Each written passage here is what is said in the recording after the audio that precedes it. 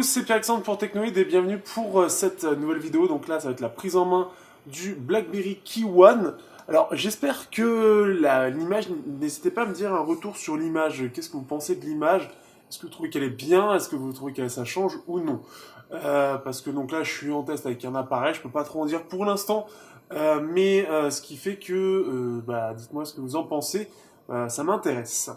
Donc, le BlackBerry Key One. Alors là, j'ai la version Quartz, donc la version avec clavier allemand. C'est une erreur de commande, donc ce qui fait qu'on va me le changer lundi. Mais déjà, bon, j'ai pu quand même pas mal l'utiliser. Je vais juste pouvoir l'utiliser après en AZERTY, donc avec un clavier vraiment fait pour les Français et non pas pour les Allemands. Ce BlackBerry, sa particularité, c'est surtout donc d'avoir un clavier physique comme ce qu'on avait avant avec le BlackBerry Priv. Et donc là, ce qui est bien, c'est que là, ils ont décidé de se mettre sur plus du milieu de gamme très premium plutôt que plutôt que quelque chose qui soit haut de gamme et qui ne marche pas forcément. Il faut savoir donc que ce BlackBerry est comment dire, c'est, je sais pas si ça a été fait par TCL, mais c'est le premier vendu sous BlackBerry, mais racheté par TCL. Je m'explique, pour ceux qui n'ont pas trop suivi l'histoire.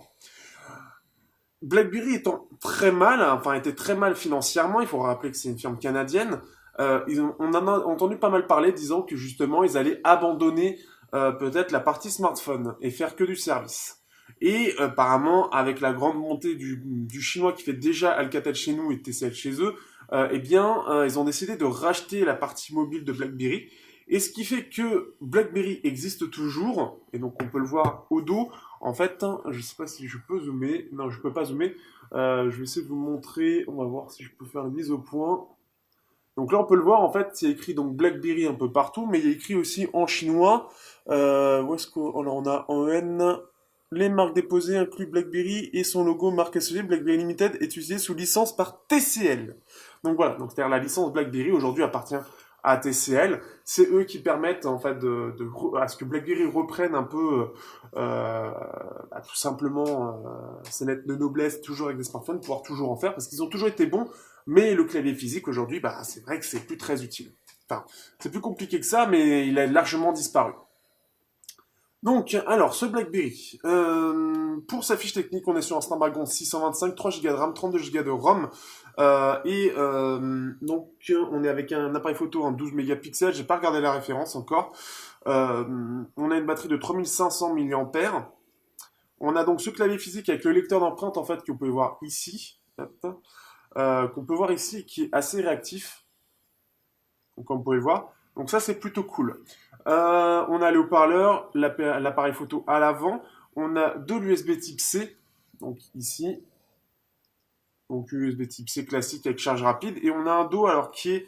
Alors je sais pas si c'est du simili-cuir, ou enfin c'est du simili-cuir, mais je sais pas, c'est du soft touch. Donc c'est vraiment... Il y a un léger côté grippant. Alors c'est pas assez grippant pour à avoir un réel impact sur l'adhérence par contre, donc attention à ça. L'appareil photo il ressort beaucoup, ça a toujours été aussi un peu une particularité des BlackBerry, c'est que ça ressortait beaucoup en général sur les derniers, sous BlackBerry OS en tout cas. Et donc ce clavier physique qui reprend bien évidemment le clavier qu'on avait l'habitude de voir sur tous les BlackBerry avec ce côté en fait ces touches un petit peu inclinées sur les bords. Je sais pas si je vais pouvoir le montrer. Hop. Alors. Donc en fait, on peut le voir avec les ombres, en fait toute la partie blanche ici c'est incliné et plus la touche est loin, plus c'est incliné. On le voit plus ou moins avec la lumière ici. Donc c'est assez intéressant et ce fait qu'on a on a une idée un peu physique du comment dire euh, sur quelle touche on appuie tout simplement. Donc ça c'est assez sympa. Il y a des choses qui sont un peu moins bien pensées, hop, et donc parfois d'autres mieux. Euh, Dans l'idée, BlackBerry est quand même pas mal retouché Android tout simplement. Déjà parce qu'il faut intégrer toute la partie. D'ailleurs, justement, je ne sais pas du tout. Par exemple, ça doit être pour les widgets, je pense. Si je fais ça, en fait, si je vais vers le haut, ça me sélectionne les widgets que je peux installer. Là, comme il n'y a pas de widget, voilà. Bon, je viens de le découvrir comme ça, j'en suis sûr. Aussi de mon côté, ça permet de faire les widgets directement comme ça en swipant donc vers le haut. Donc là, il nous le propose directement. Et hop, Open Deezer. Donc j'essaie de comprendre un peu comment ça marche. D'accord. Donc l'idée en fait c'est d'avoir une ouverture rapide de certaines fonctions du navigateur ou de messages. Donc c'est un peu l'idée. Pourquoi pas? C'est l'apparition du widget, modifier le widget. Ok. Donc il y a des petites choses comme ça qui peuvent être intéressantes. Donc faire apparaître directement en fait un widget mais en flottant au final. En gros l'idée c'est ça. Donc là je viens de le découvrir avec vous. Alors donc au niveau du ratio, on est sur un écran qui est en 3,5 ou 3 deuxièmes si vous préférez. Donc avec un écran IPS. Si je dis pas de bêtises, il est IPS. En tout cas, il n'y a rien. Enfin, pour moi, c'est un IPS en tout cas qui est comme ça. Donc en 3,5 avec une résolution donc sur 4,5 pouces de 1680 x 1620 x 1080. Donc, ce qui fait que c'est une résolution assez haute pour un écran 4,5 pouces, ce qui fait qu'il fait très fin. Et ça, c'est plutôt cool. Par contre, le ratio 3,5, c'est très particulier, il faut l'avouer, à l'utilisation. Et il y a des choses forcément, alors autant pour les jeux, j'ai pas encore testé, autant pour YouTube, bah, ça fait... hop, ici, si on lance une vidéo, hop, ici, allez, lance-toi tranquillement. Toutes les putes sont des vices, je vais te dire. Alors voilà, ça c'est... Voilà, bon bah, ça y est, hein, je vais plus gagner autre chose. On va mettre, je sais pas moi, hop, allez, ça c'est marrant.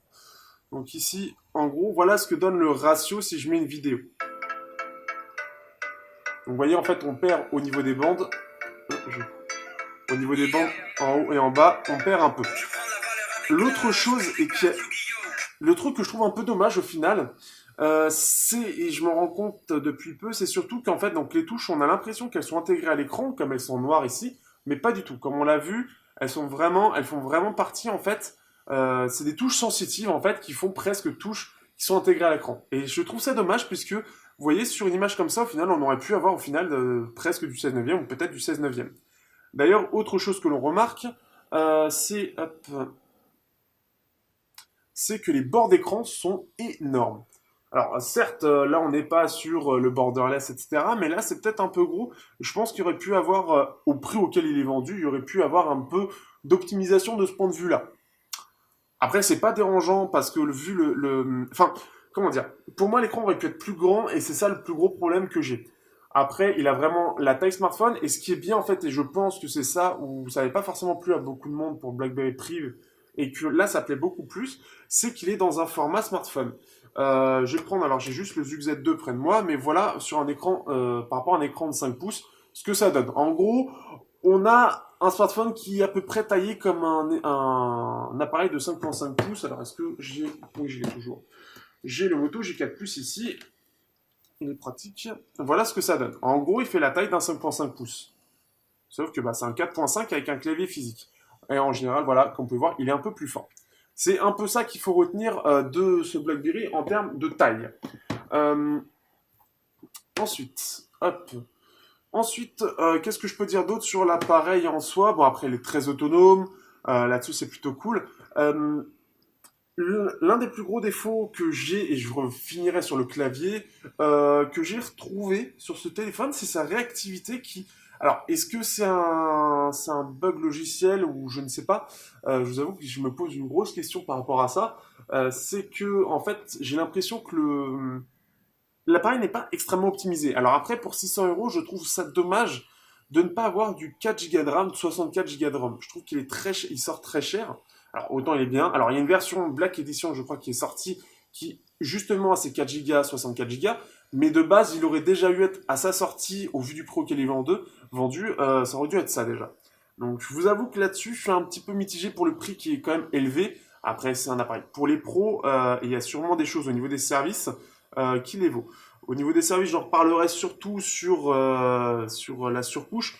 On a pas mal de petites choses, en fait, plein de petites choses par-ci par-là qui font penser à quelque chose de quand même, ça a l'air bien, plutôt bien pensé. Donc statut, sécurité terminale, en fait, on a tous les services BlackBerry, mais est-ce qu'ils sont vraiment mieux que la concurrence? Alors justement, par exemple, un service assez sympa, vous voulez ne pas montrer de choses très, comment dire, euh, hop, on peut élargir. Faut appuyer deux fois sur l'œil. Hop. Super 1. Voilà, donc en gros, ce qu'il y a, hop, ici, ce qui est assez sympa, c'est que vous êtes sur un document sensible. Vous voulez pas le montrer à tout le monde. et ben vous pouvez aller regarder sur un document, je sais pas si je vais sur Gmail, hop, je vais pouvoir montrer juste les parties que je veux regarder. Je sais pas si c'est peut-être un peu trop lumineux l'écran. Hop, ce sera peut-être mieux comme ça. Et ce qui fait qu'on peut voir qu'en fait, on a juste le lien, par exemple. Là, on va voir juste ça, mais on peut pas voir le reste, en fait. Et même là, en fait, là, ce qui est bien, c'est que je m'en rends compte un peu mieux, même en vidéo, c'est qu'on voit quasiment rien. On peut pas deviner ce qu'il y a vraiment décrit. On voit qu'il y a des choses décrites, mais on ne sait pas quoi. Donc, c'est vraiment, voilà, c'est clairement un appareil destiné aux pros. C'est clairement un appareil qui est là pour les pros et pour ceux aussi qui, je trouve, sont très sociaux. Dans le sens où le clavier est vraiment, je trouve vraiment intéressant. En fait, il me permet de réapprendre à écrire. Parce que moi, j'ai l'habitude de swiper. C'est-à-dire que je vais aller avec l'écran, pour ceux qui savent, qui connaissent un peu le système, euh, c'est en fait, d'aller sur les touches. D'ailleurs, justement, une petite fonction sympa. Vous voulez donc descendre avec l'écran, donc au lieu de faire ça, en fait, vous pouvez faire avec le clavier. Donc c'est assez sympa. Alors par contre, ça on y reviendra très rapidement là-dessus parce que c'est autre chose de chiant. Mais on peut faire comme ça et on peut, si vous avez quelque chose, un navigateur ou quoi, vous pouvez aussi vous déplacer comme ça. Ce qui est assez sympathique. Ensuite, ce que je trouve, donc ce qui fait qu'au niveau, après quand je vais écrire, alors je vous avoue que maintenant je comprends mieux pourquoi les gens ont tendance à écrire comme ça. Je pense que beaucoup font partie de ces gens qui utilisaient un BlackBerry et qui, quand ils sont passés au tactile, bah, ils sont restés sur cette configuration comme ceci. Euh, alors ça, c'est vraiment le truc chiant. Et donc, en gros, là, je commence à prendre l'habitude, même s'il y a des choses que je ne comprends pas forcément, mais je commence vraiment à m'habituer. Vous voyez, j'ai jamais eu de BlackBerry, j'ai jamais eu de clavier physique, et je m'y fais très vite. Donc après, ce qui est le plus chiant en fait, c'est de trouver alors le hack pour mettre le point d'interrogation. C'est un peu plus chiant. Le plus chiant au final, c'est surtout ça. En fait, pour aller chercher par exemple les smileys, on doit d'abord faire ça qui nous fait apparaître les symboles, ensuite ça qui nous fait apparaître les trucs en haut, et il faut aller chercher les smileys. Je trouve que c'est clairement très mal pensé de ce point de vue-là. Très mal.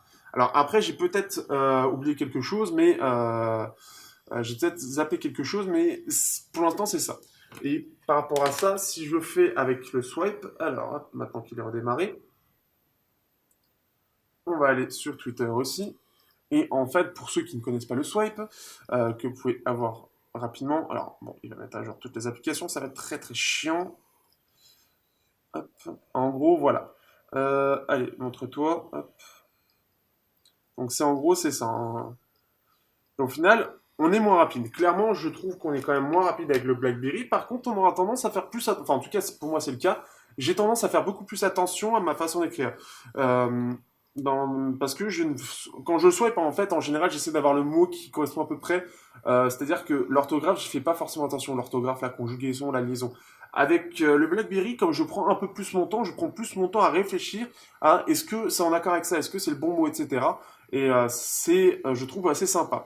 En plus, on a le correcteur, par exemple, ici, j'ai trois mots juste en dessous des touches qui me sont proposés. Si je trouve qu'il est bon, en fait, je vais aller en dessous, donc virement, est, un, service, deux, 100, et après, trouver. Enfin, rien à foutre la phrase ne veut rien dire, mais en gros, ce côté swipe sur le bon mot, bah, ça peut faire gagner un petit peu de temps. Après, il faut y prendre goût. Moi, bon, j'avoue que je l'utilise pas, mais ça existe. Le fait que ce soit un clavier sensitif, c'était sympa. À la limite, j'aurais bien aimé, même en plus, de pouvoir swiper. Ça aurait été peut-être un peu cool de pouvoir le faire. Par contre, dernier défaut que je vais relever sur ce téléphone, et après j'en dirai vraiment plus à l'utilisation, c'est justement ces touches-là. Pourquoi? Parce que quand je clique là, voilà ce qui se passe. Si je clique là-dessus, en général ça passe bien. Sauf que parfois, bah voilà. Je vais être un peu au-dessus parce que comme on a cette limite physique, enfin en tout cas pour moi c'est mon cas, je vais vouloir aller au-dessus. Et ce qui fait que, voilà. D'ailleurs, voilà un petit peu. Alors, vous voyez par exemple ici, je suis sur la sélection de playlist et je peux faire défiler de gauche à droite. Hop, ici, ah tiens, nouveauté, hop. Donc, ce qui fait que c'est assez intelligent. On a vraiment un trackpad en fait intégré au clavier qui, je pense, pour ceux qui aiment les BlackBerry, vont assez apprécier ça. Et donc, d'avoir ce système, hop, ici, allez, défiler comme ça, hop, non. Et en fait, on s'y fait un petit peu, c'est pas encore une habitude, Mais je trouve ça plaisant en fait, parce que en fait, on va être juste en bas, on va être un peu plus naturel, alors qu'on va aller chercher. Je pense que c'était l'idée aussi. Après, bon, voilà. Pour ceux qui cherchent tout ce qui est service BlackBerry, etc., vous allez aimer. Pour ceux qui cherchent un clavier physique, il y en a qui sont encore amoureux de ça, ou qui veulent mieux écrire, ou qui sont beaucoup sur les réseaux sociaux, donc qui veulent faire attention à ce qu'ils écrivent, etc., le BlackBerry est plutôt pas mal. Pour ceux qui sont... voilà. L'intérêt principal, c'est du pro et du réseau social, uniquement. Dès que vous allez partir sur du jeu, dès que vous allez partir sur du multimédia, parce que, il faut l'avouer, regarder une vidéo comme ceci, bah, c'est pas cool. Franchement, je vous le dis, on a un petit écran, c'est vraiment pas très très agréable. Dernière chose pour finir, que je trouve sympa, c'est le système de raccourci des touches. Alors ça, je trouve ça génial. Vous avez une lettre, alors par exemple, H, je crois que je l'ai mis à rien. H, en gros, pour l'instant, il a rien, mais je peux le relier par exemple à horloge, je peux le relier ou encore d'autres choses. Mais je peux relier en fait à soit des raccourcis, donc ça peut être des captures d'écran, ça peut être des choses comme, enfin diverses choses, soit des applications. Dans l'idée, bah, par exemple, ah bon bah je vais écouter de la musique. En fait, par contre, il faut toujours être à l'accueil. Hop, le M. Bon, YouTube, là, vous voyez, ça marche pas, c'est ça le truc con. Et si je reste à... ou peut-être ça, non, ça, non. Hop. Donc en fait, à chaque fois, il faut revenir, mais vous pouvez relancer directement ça. Donc par exemple, vous pouvez très bien avoir une page d'accueil complètement vide. Je sais pas si, non, je peux pas en créer une comme ça. Mais vous pouvez avoir une page d'accueil complètement vide avec certains raccourcis en bas. Et voilà, je vais pouvoir lancer, je sais pas, qu'est-ce que j'ai d'autre. Photo, bah ça va être le... Ah non, c'est quoi? C'est appareil photo. Hop, bah, j'ai lancé l'appareil photo. Là, si je mets Y, non, il réagit pas. Mais par exemple, si je fais là, je vais aller sur YouTube. Hop, T, hop, je vais aller sur Telegram. Voilà. J'écoute de la musique, hop, voilà. C'est con, mais c'est très sympa. Et dernière chose que je trouve sympa pour aller dans le même système, c'est le... Vous voyez, je viens de me gourer. Je l'ai pas fait exprès, mais je voulais toucher sur le multitâche et je le fais pas exprès là. D'ailleurs, le haut-parleur que je trouve pas terrible. Hop, ici. Mais là, en fait, voilà le problème. C'est là où on se retrouve vraiment avec le problème, mais en direct. C'est-à-dire vraiment qu'on doit en fait appuyer plus du côté des touches que du côté de l'écran pour pouvoir appuyer sur le multitâche. On a ce multitâche qui est très particulier, qui va mettre en avant des applications qui sont un peu plus visuelles par rapport à d'autres, plus, je pense, qui sont pour le système plus important que d'autres par rapport à votre utilisation. Donc YouTube est plus important que Telegram ou Deezer par exemple, ou Twitter, où c'est peut-être juste visuel, mais ça change et je trouve ça assez sympa. Je trouve que le système est assez sympa. Bon, j'en ai beaucoup dit sur ce téléphone, il y en a beaucoup à dire.